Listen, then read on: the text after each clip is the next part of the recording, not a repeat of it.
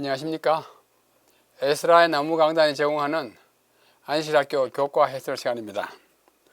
이번 2024년 제2기 안실학교 교과는 우리가 이미 1과에서 본 것처럼 시편을 연구합니다. 시편 150편이나 되는 많은 시가 들어있는 시편을 한 석 달 동안 공부하는데 다 하지 못하는 아쉬움이 있어도 중요한 것들을 골라서 공부하게 될 것입니다. 오늘은 제2과 다윗으로 대표되는 많은 시편 기자들이 시를 써서 모은 것이 시편인데, 그 중에 제2과 오늘은 기도하는 법에 대해서 공부를 합니다. 시편이 가르치는 기도하는 방법.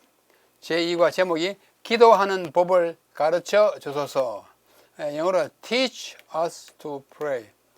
우리에게 기도하는 법을 가르쳐 주십시오. 예수님께서는 주 기도문이라고 하는 매우 중요한 하나의 전형적이고 모범적인 기도문을 우리에게 마태복음에 주셨습니다만, 또 다른 기회에도 한 번은 제자들이 와서 그에게 기도하는 법을 가르쳐 달라고 요청한 기회가 있는데, 그때도 기도하는 법을 가르쳐 주셨습니다.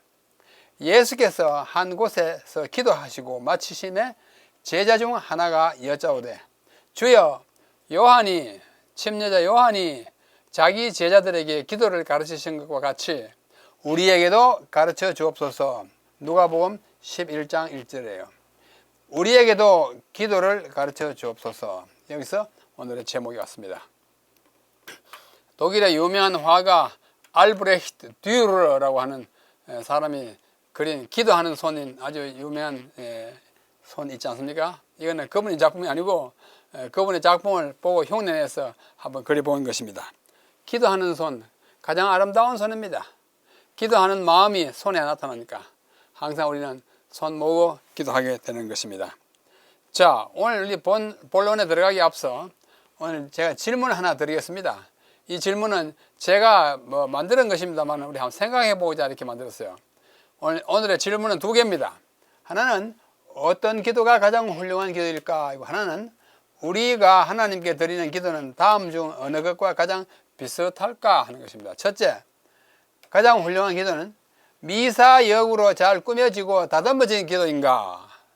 둘째, 거룩하고 엄숙한 어휘로 문법에 맞도록 잘 기록된 기도인가? 셋째, 사전 준비 없이 평범한 일상적인 말로 드리는 기도가 가장 좋은가? 친구나 가족과 대화하듯이 꾸밈 없이 말하는 기도가 가장 좋은 기도일까? 어느 것이 가장 좋아 보입니까? 각각 1장 1단이 있죠. 이런 것들을 염두에 두면서 시편이 우리에게 가르치는 기도는 뭔지 한번 생각해 보고자 합니다.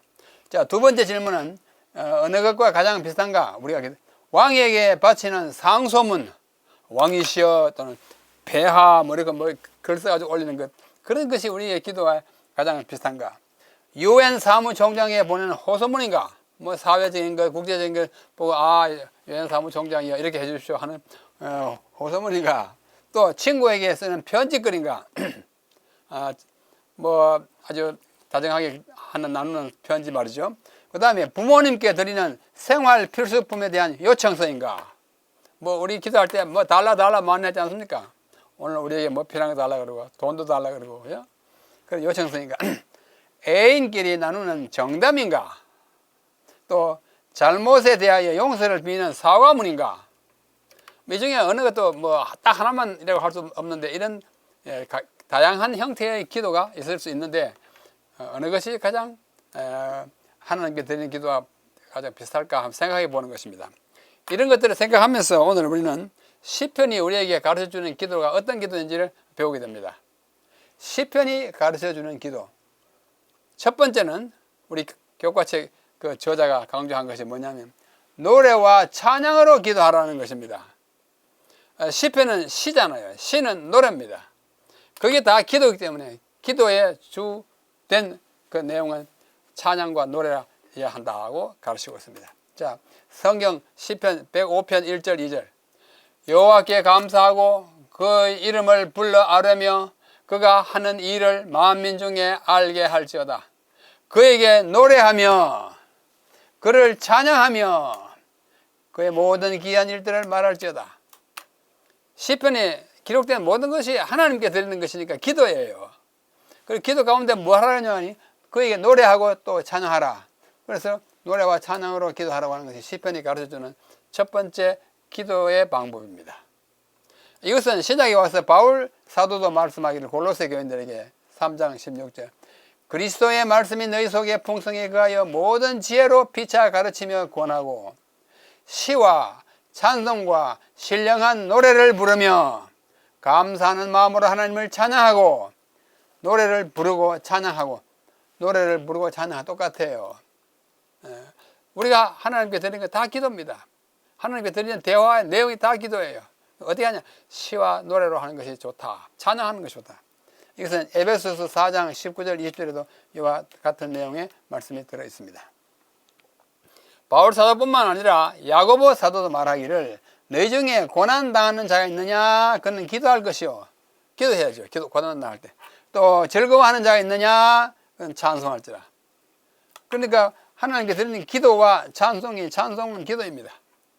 이렇게 우리에게 말씀하고 있습니다.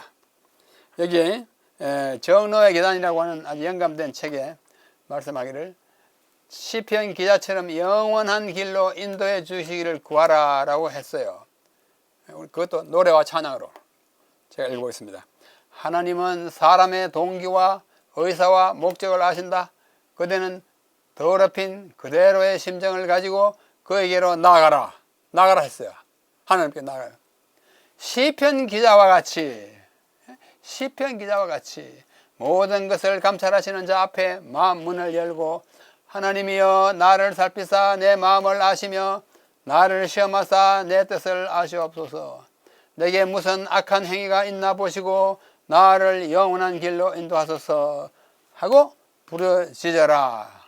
이렇게 영감의 제자는 말씀합니다. 시편 기자처럼 다 털어놓아라. 뭐로? 시로, 노래로. 우리가 시편 읽는 것 자체가 노래예요.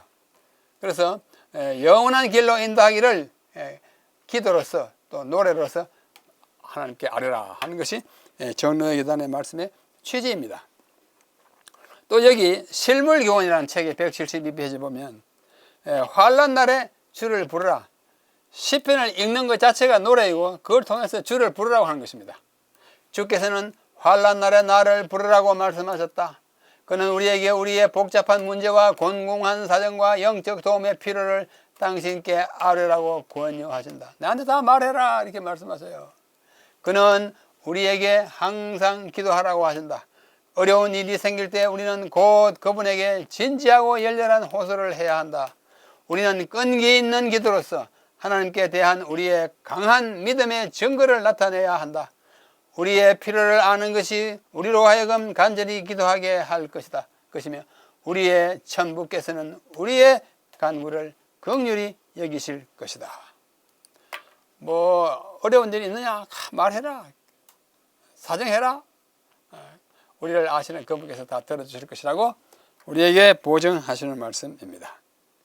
자, 노래와 찬양으로 기도하라 그랬고요. 둘째는 우리에게 기도가 어떻게 돼야 된다는 것을 시편 기자는 이렇게 가르칩니다. 절망 가운데서 노래하면서 기도하라 그래요. 절망 가운데 여러분 노래할 수 있습니까? 할 수 있어요. 시편 기자가 우리에게 그 모본을 보여줍니다. 시편 22편 1절 너무나 잘 아는 거예요. 나의 하나님이여 나의 하나님이여 어찌 나를 버리셨나이까. 버림을 당한 듯한 느낌을 가진 절망 가운데 어찌하여 나를 멀리하여 돕지 아니하시오며 내 신음소리를 듣지 아니하십니까? 나를 이렇게 멀리 내 동댕이 쳐놓으시겠습니까? 절규하는 모습이잖아요. 그죠? 탄식해요. 하나님 이럴 수가 있습니까? 탄식하는 거예요. 나를 버리셨나이까 그래요. 이 탄식은 고통받는 사람들이 슬픔과 외로움을 표현하는 데 도움이 된다. 아하, 시편 기자도 이렇게 버림을 당한 느낌을 그랬구나. 내가 좀 절망 가운데 있어도 용기를 얻는 거예요. 이 말씀은 예수께서 십자가 위에서 직접 하신 말씀이기 때문에 시편이 그리스도의 경험을 얼마나 직접적으로 미리 노래한 것인지를 보여준다. 이 말씀 그대로 마태복음 27장 46절에 막 십자가에서 운명하기 직전에 마지막 외친 말씀이잖아요. 엘리 엘리 라마 사박다니 엘리 엘리 나의 하나님이여 나의 하나님이여 라마 어찌하여 사박타니 나를 버리셨나이까. 이것을 아람어로 외친 것을 헬라어로 기록한 것입니다. 예수님이 십자가 위에서 한 엘리 엘리 라마 사박타니는 시편 22편 1절을 그대로 낭송한 거예요. 시편 기자는 예수님이 당할 이러한 십자가 위의 고통을 미리 경험하고 예수님이 하실 말씀을 자기가 미리 실어서 써놓은 것입니다. 그래서 시편의 날을 가리켜 기록된 모든 것이 이루어져야 하리라고 지난 우리 일과에서 배우지 않았습니까? 누가복음 24장에 시편의 날을 가리켜 기록된 것이 모두 이루어져야 하리라고 말씀하셨어요. 그러므로 우리는 거기서 위로를 얻어야 합니다. 우리는 이렇게도 절망 가운데 있었던 예수님을 기억할 수 있는 것입니다. 그렇죠? 그러나 이러한 고통은 그 시험 속에서도 시인은 내가 주의 이름을 형제에게 선포하고 회중 가운데서 주를 찬송하겠다고 선포함으로써 이 시편 22편을 끝맺고 있습니다. 참 장엄해요. 절망 가운데 있다가 어떻게 해요? 마지막은 어떻게 해요? 찬송으로 끝나는 것입니다. 이게 그리스도인의 삶입니다. 참 아름다운 시입니다. 여기 실물교훈 418페이지에는 이런 말씀이 있습니다. 절망에 빠진 자들에게 예수께 데려오라고. 그게 놔두면 절망에 계속 빠져들어가잖아요. 그러나 예수님께 나오면 다시 올라오는 것입니다. 세상에는 절망 상태에 있는 자들이 많이 있다. 그런 사람들에게는 밝은 태양빛을 비춰주라. 용기를 잃은 자들이 많이 있다. 그들에게는 용기를 줄 만한 말을 해주고 그들을 위해 기도하라. 생명의 떡이 요구되는 자들이 있다. 그들에게는 성경 말씀을 읽어주라. 세상의 유향으로도 고칠 수 없고 의사도 고칠 수 없는 영적으로 병든 자들이 많이 있다. 이런 사람들을 위하여 기도하고 그들을 예수께로 데려오라. 예수께로 데려오라. 예수께로 데려오랍니다. 그들에게 길르앗의 유향이 있고 크신 의원이 있다고 말해주라. 크신 의원이 누구십니까? 예수님이십니다. 여기 여러 부류의 사람이 있습니다. 절망 가운데 있는 자들이 많이 있고 용기를 잃은 자들도 많이 있고 생명의 떡이 요구되는 사람들도 있고 또 고칠 수 없는 병을 앓고 있는 사람도 많이 있다. 그들이 다 뭐예요? 성경이 제공하고 우리 주님이 주시는 것을 갖다 줄 수 있도록 예수께 데려오라고. 이렇게 그들을 위해서 우리가 할 일을 할 수 있도록 그렇게 살고 그렇게 기도하며 살으라고 우리에게 말하는 것입니다. 노래로서 그렇게 기도하며 사는 것입니다. 셋째는 절망에서 희망으로 이끌어서라고 기도를 하라 합니다. 절망에 빠져있지 말고 희망으로 나를 이끌어라고 기도하는 거예요. 여기 시편 13편 1절로 6절인데요. 좀 길지만 제가 읽어보겠습니다. 여호와여 어느 때까지니까 나를 영원히 잊으시나이까? 주의 얼굴을 나에게서 어느 때까지 숨기시겠나이까? 나의 영혼이 번민하고 종일토록 마음에 근심하기를 어느 때까지 하오며 내 원수가 나를 치며 자랑하기를 어느 때까지 하리이까? 여호와 내 하나님이여 나를 생각하사 응답하시고 나의 눈을 밝히소서. 두렵건대 내가 사망의 잠을 잘까 하오며 내가 죽을까 하오며 두렵건대 나의 원수가 이르기를 내가 그를 이겼다 할까 하오며 내가 흔들릴 때에 나의 대적들이 기뻐할까 하나이다. 나는 오직 주의 사랑을 의지하여 싸우니 나의 마음은 주의 구원을 기뻐하리이다. 내가 여호와를 찬송하리니 이는 주께서 내게 은덕을 베푸심이로다. 여기 1절로부터 1, 2, 3, 4절까지는 불안과 두려움을 노래하고 있어요. 여호와 어느 때까지 나를 이렇게 버려두겠습니까? 나의 원수들이 저 사람 다 죽어간다고 기뻐할 때 그냥 버려두시겠습니까? 그의 불안과 두려움을 쭉 이야기한 다음에 그 다음에 5절 전반에 가서는 나는 오직 주의 사랑을 의지하냐 쫙 벌써가지고 주님을 의지하는 것입니다. 구원의 능력을 신뢰하고 그 5절 그 다음부터는 나의 마음은 주의 구원을 기뻐하고 내가 여호와를 찬송하고 주께 내게 은덕을 베푼 그 모든 것을 찬송하겠다 하는 찬송으로 애통에서 찬송으로 절망에서 희망으로 나가는 이러한 아주 새로운 출발을 절망에서 희망으로 이끄는 그 걸음을 여기서 걷게 하는 것입니다. 참 좋은 찬미죠? 예, 시편 13편이에요. 여기 시편 13편은 이 시를 기도할 때 저지르는 또 다른 흔한 실수인 자신과 자신의 문제에만 집중하는 실수를 피하는 방법을 알려줍니다. 내 실수만 이렇게 함몰돼 가지고 하나님을 바라보는 그 시선을 잃어버리는 것을 우리는 하지 않아야 되는 것입니다. 이 시편은 13편은 당신의 백성을 신실하고 변함없이 대하시는 하나님의 본성을 다시 확인해 우리의 기도를 바꾸게 합니다. 찬송하게 하고 사랑하는 것을 고백하게 합니다. 애통과 불평으로 시작했지만 거기서 끝나는 것이 아닙니다. 시편은 의도적으로 우리가 하나님의 구원의 능력을 신뢰하도록 이끌어주고, 아까 5절에요. 그 다음에 불안과 두려움 1절로 4절이 점차 하나님의 구원으로 변하고, 애통에서 찬양으로, 절망에서 희망으로 바뀌는 것을 경험하게 한다. 마지막 5절 6절이에요. 그래서 우리는 시편을 낭송해야 합니다. 큰 소리로 읽어야 합니다. 그게 우리의 기도여야 하고, 거기서 우리는 힘을 얻습니다. 무슨 절망에서 희망으로 이끌어가는 것을 우리는 경험하게 되는 것입니다. 자, 여기 또 교회 정은 4권 293페이지에 이렇게 말씀합니다. 타락의 절망에서 구속의 희망을, 절망에서 희망을 끌라는 말을. 아담의 죄는 인류를 절망적인 재난과 불행에 던져넣었다. 그러나 하나님께서는 그분의 놀랍고 긍휼이 많은 사랑으로 사람들로 하여금 그들의 소망 없고 타락한 상태에서 멸망하도록 내버려 두시지 않았다. 그분은 그들의 구원을 위해 가장 사랑하시는 아들을 주셨다. 그리스도께서는 그분의 신성을 인성으로 옷 입히시고 세상에 오셨다.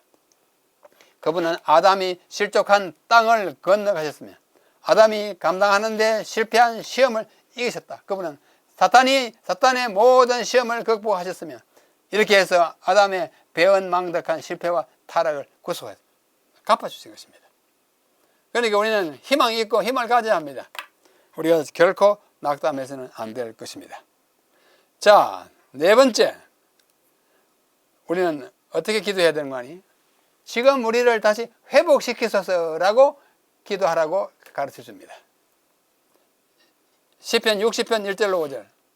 하나님이여, 주께서 우리를 버려 흩으셨고 분노하셨사오나 지금은 우리를 회복시키소서, 이렇게 기도하라고요. 지금은 우리를 회복시키소서. 주께서 땅을 진동시키사 갈라지게 하셨사오니 그 틈을 기우소서. 땅이 흔들림이니이다. 주께서 주의 백성에게 어려움을 보이시고 비틀거리게 하는 포도주를 우리에게 마시게 하셨나이다. 주를 경유하는 자에게 깃발을 주시고 진리를 위하여 달게 하셨나이다. 셀라. 주께서 사랑하시는 자를 건지시기 위하여 주의 오른손으로 구원하시고 응답하소서. 하나님께 매달리는, 이 손으로 매달리는 그 아주 굳건한 믿음을 이 기도에 담아 외치는 것입니다. 어떻게 하라고요? 회복시키라고. 우리가 포도주를 비틀거렸고 우리가 어려움을 많이 받지만 우리를 다시 회복시켜달라고 그렇게 기도하라고 시편이 가르칩니다. 이것이 네 번째예요. 자, 여기 시편 가운데 보면 애가 시편이 많습니다. 애가라는 것은 내가 절망에 빠져가지고 슬픔에 탄식하는 노래를 애가라 그래요. 그 애가로 된 시편이 많아요. 애가 시편은 일반적으로 육체적이거나 심리적이거나 혹은 영적인 어려움을 겪는 사람의 기도라고 이해합니다. 그렇잖아요. 하나님이여 절망 가운데 막 부르짖는 그 육체적, 심리적 또 영적 어려움을 겪는 사람인데, 물론 이 세 가지, 육체적, 심리적, 영적 세 가지 모두에 해당될 수도 있지만, 하지만 그런 상황이 아니거나 내가 인생의 아주 좋은 형편에 있을 때라고 해도 나 이런 고통이 없고 아주 편안한 안대를 참 경험하고 있을 때라 할지라도 이 시편과 이러한 우리를 절망 가운데 애가 시편과 관계 없다고 생각할 필요가 없습니다. 왜냐하면 우리는 언제 또 그런 상황에 들어갈지 모르기 때문에.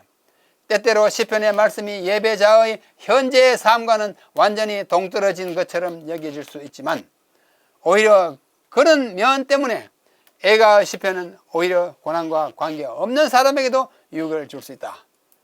지금 편안하게 있지만 행복하게 있지만 언제 어디 뒤집힐지 몰라요. 그렇죠? 또 인생 자체를 길게 보면 인생은 다 고해입니다. 그러나 거기서도 먼저 시편 가운데서 먼저 경험하고 고난을 경험하고 하나님께 매달린 사람들의 그 애타는 기도를 지금 편안할지라도 그걸 읽음으로써 우리는 예방할 수도 있고 또 그렇게 될 때 우리는 그것을 정말 힘을 얻는 방법으로 삼을 수가 있는 것입니다. 어떻게 그렇게 할 수 있느냐? 지금 내가 편안한 상황인데 애가 시편이 나에게 무슨 유익이 있느냐? 그 이유 첫째, 시편은 고난이 인간의 보편적인 경험이며 의인과 악인 모두에 일어난다는 것을 더 잘 인식하게 해줍니다. 지금 편안하다고 영 편안한 게 아니잖아요. 그렇죠? 그러므로 그러한 애가 시편은 모든 사람이 다 필요합니다. 애가 시편은 하나님께서 모든 것을 다스리시며 환난의 때에 힘과 해결책을 주신다는 것을 확신시켜 줍니다. 그래서 편안하지만 더 확신을 가지고 살 수 있게 해주는 것입니다. 여기 시편 60편 2절입니다. 주께서 땅을 떨게 하셨나이다 라고 말하는 시편 60편에서 시인은 고난 속에서도 하나님의 구원에 대한 궁극적인 희망을 나타내고 있어요. 떨게 했지만 어떻게 해요? 이제 주님이 일어나셔서 우리를 구원해 주시옵소서 하고 의지하는 것입니다. 그래서 우리가 지금 환난을 안 당한다고 해가지고 그것이 필요 없는 것이 아니고 언제 당할지 모르기 때문에 그것에 대한 이해를 미리 가지기 하기 위해서도 그 애가 시편은 필요한 것이고, 둘째, 시편은 특별히 애가 시편은 고난당하는 사람에게 대한 연민을 가르쳐 줍니다. 연민은 뭐예요? 동정하고 이해하는 그런 마음을 가져. 내가 편안하다 가지고 시험 당하는 사람에 대해서 전혀 무관심하고 그러면 안 돼. 아, 저 형제가 고난에 절망에 빠졌구나. 연민에 동정심을 가지고 하는 거예요. 시편을 읽음으로써 그런 사람들에 대한 사랑을 부추기게 되는 것입니다. 우리가 하나님께 우리의 행복과 감사를 표현할 때, 특히 대중 앞에서 할 경우 더욱 우리는 불우한 사람들을 염두에 둬야 한다. 하나님께 기쁘다, 감사하다, 감사하다 그렇게 기도할 때 지금 시험 가운데 있고 엄청난 절망 가운데 있는 사람들 염두에 둬야. 너무 내가 기쁘다고 기쁜 것만 막 보이는 그 사람들이 얼마나 더 절망하겠습니까? 그렇게 하면 안 된다고 하는 것입니다. 지금 나에게 좋은 일이 있을 수 있지만 멀지 않은 곳에 끔찍하고 고통을 겪고 있는 사람들이 있다는 사실을 결코 잊어서는 안 된다.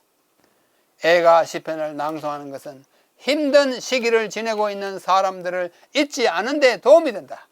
시편은 우리에게 동정심을 불러일으키고 예수님처럼 고통받는 이들을 섬기려는 열망을 일으켜준다.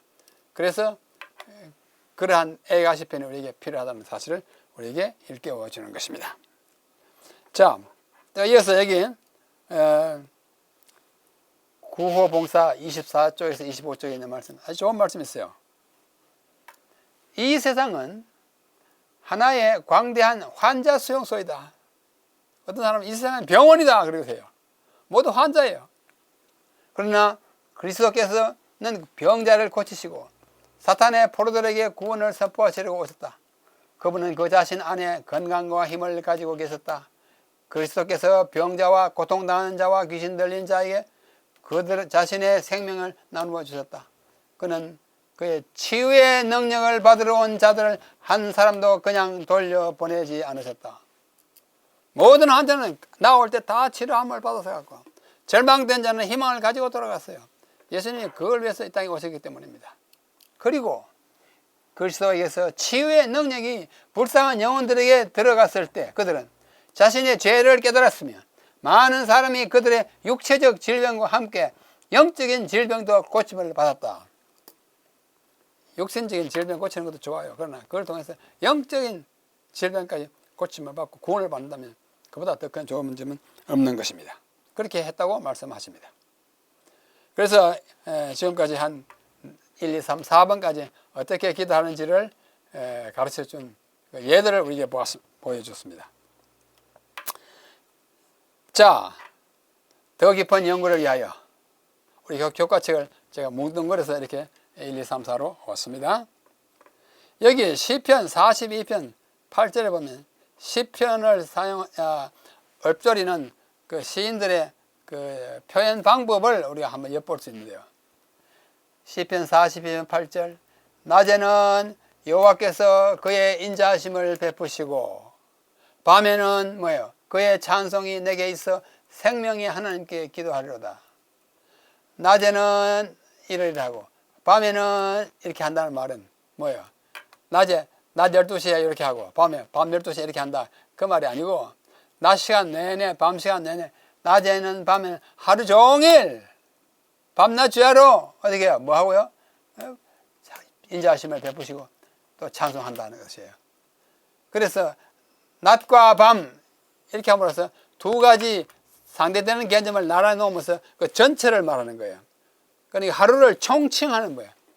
낮과 밤에 하면 하루 종일 이 말이고, 하늘과 땅 하면 온 세상 이 말이고, 남자와 여자 하면 모든 사람 이 말이에요. 그래서 이걸 총칭법이라고 합니다. 전체를 칭하는 방법이에요. 이 총칭법을 영어로 메리즘이라고 해요. 우리 교과책에도 메리즘이라는 말이 나옵니다. 메리즘이라는 말이 헬라어 메리스에서 옵니다. 메리스라는 말은 분단, 나누은 것, portion, 일부분 그 말이에요. 그러니까 하루에 낮은 일부분이고 밤도 일부분이죠. 그래서 두 개의 대조되는 것을 나란히 놓아가지고 전체를 총칭하는 법, 이걸 메리즘이라 그럽니다.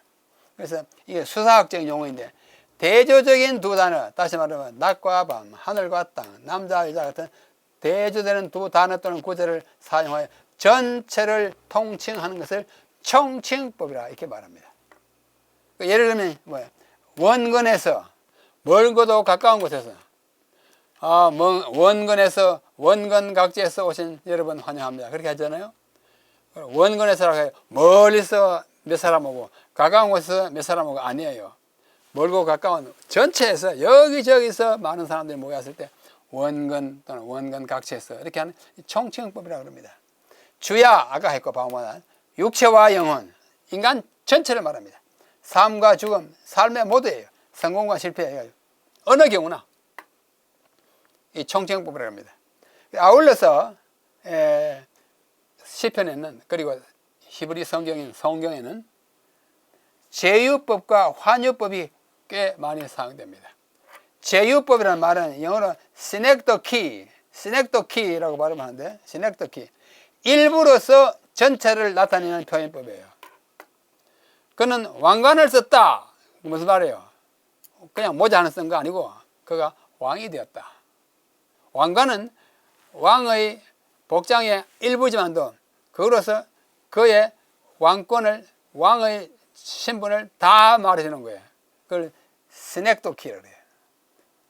왕관 한다고 해서 왕과 왕권을 다 말하고 돛담배 돛만 말하죠. 돛이 바람에 밀려간다 하면 돛만 가는 게 아니잖아요. 배가 밀려가는 거예요. 돛 그러면 배를 다 함께 합쳐가지고 일부로서 전체를 말하는 거죠. 그 반대로 전체로서 일부를 가리켜 말하는 것이 환유법이라. 영어로 미타노미 그래요. 미타노미, 시넥도키, 미타노미인데 이 환유법은 전체를 가지고 부분을 표시해요. 예를 들면 여기 한국팀이라고 하는 말이 있습니다. 한국팀 보이죠? 제가 조금 가렸죠. 자, 올림픽 게임에 나가가지고 뭐 축구팀이 한국팀이 이겼다 합시다. 누가 이겼냐? 한국팀이 이겼는데 뭐라고 그래요? 한국이 이겼다 그럽니다. 한국 사람이 다 나가서 뛴 거 아니지만 한국이 이겼다. 그래. 한국팀을 말할 때 한국이라고 말하는 것은 환유법이에요.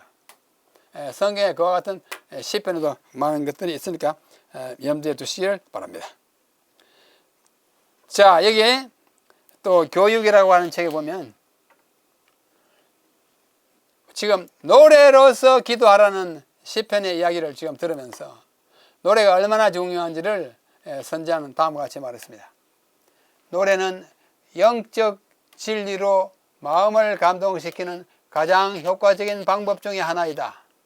무겁게 짓눌려 절망에 빠질 것 같은 심령이 오랫동안 잊고 있던 어린 시절에 부른 노래의 가사에서 하나님의 몇 말씀을 기억하고 그로 인하여 유혹이 힘을 잃고 삶은 새로운 의미와 목적을 가지고 용서와 즐거움이 다른 사람에게까지 나누어지는 신뢰가 얼마나 많은가.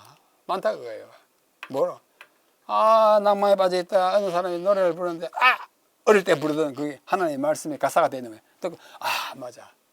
그렇게 해서 자기에게도 기쁨이 넘칠 뿐만 아니라 그것을 다른 사람에게도 용서와 즐거움을 다른 사람 나눠주는 신뢰가 얼마나 많으냐. 노래가 그렇게 힘이 있다고요, 노래.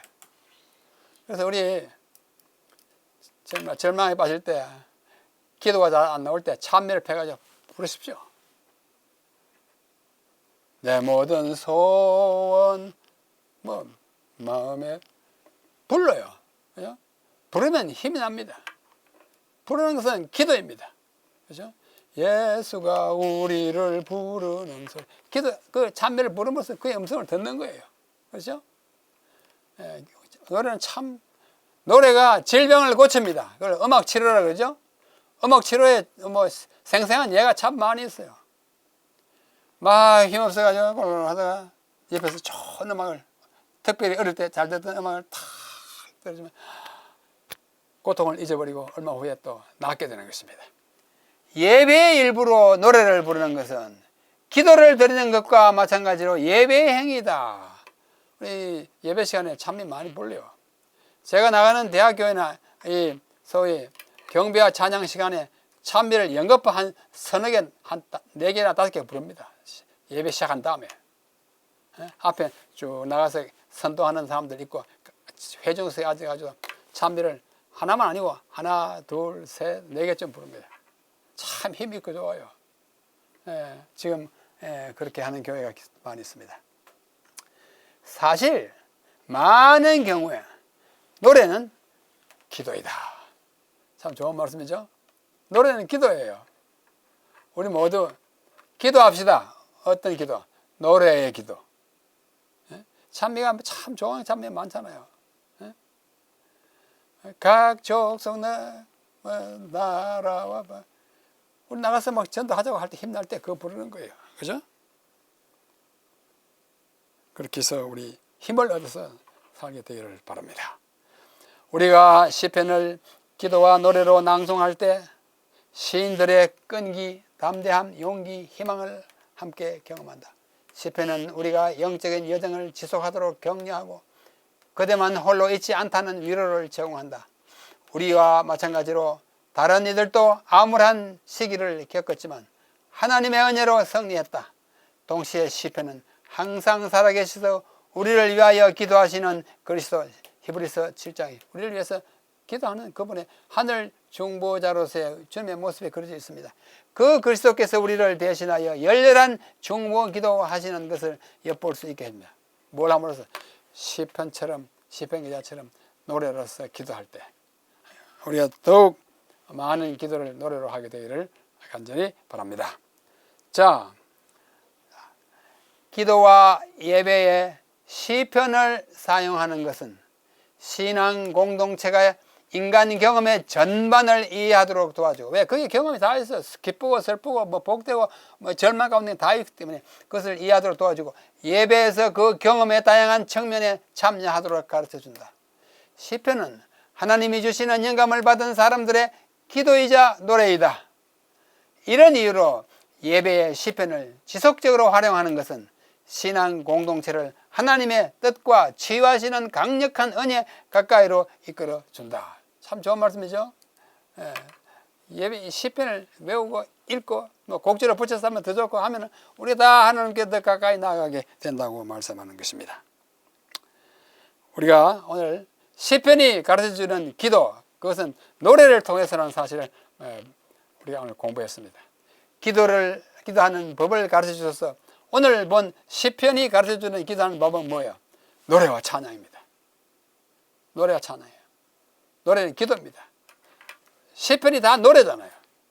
노래 있고 그것을 읽고 낭송하면 그것이 기도가 되는 것입니다.